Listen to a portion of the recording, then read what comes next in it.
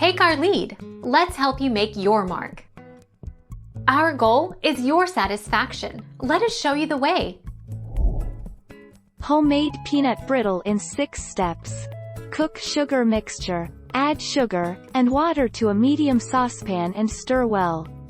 Stir in peanuts. Add peanuts and stir the mixture constantly until the candy thermometer temperature reaches 300 degrees F. Remove from heat.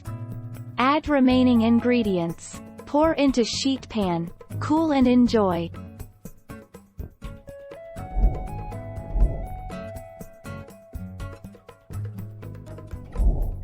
Take our lead. Put it in a pan on low heat and very slowly melt it.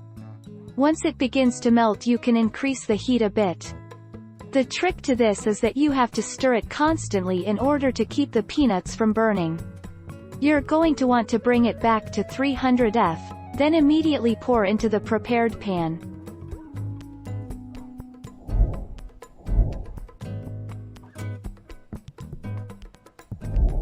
Take our lead. Let's help you make your mark.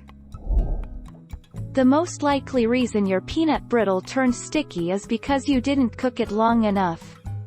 Peanut brittle has to reach the hard crack stage, which means that strands of sugar break easily and feel dry, not sticky.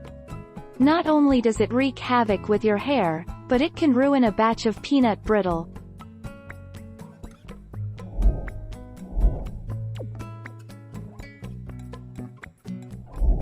Take our lead. Let's help you make your mark. Bring corn syrup, sugar, salt, water and peanuts to a boil with a candy thermometer. Stir occasionally with a wooden spoon. Bring the mixture up to hard crack, 290 to 300, stirring more at the end. You don't want the peanuts to burn. It should be turning a golden color.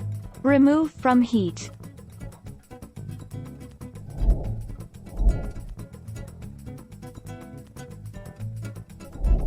Take our lead. Let's help you make your mark.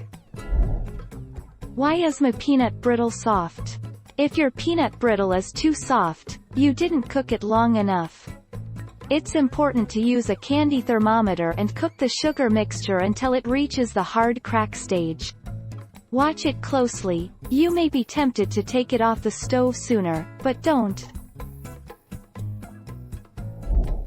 Thank you for watching. Please subscribe and hit the bell notification.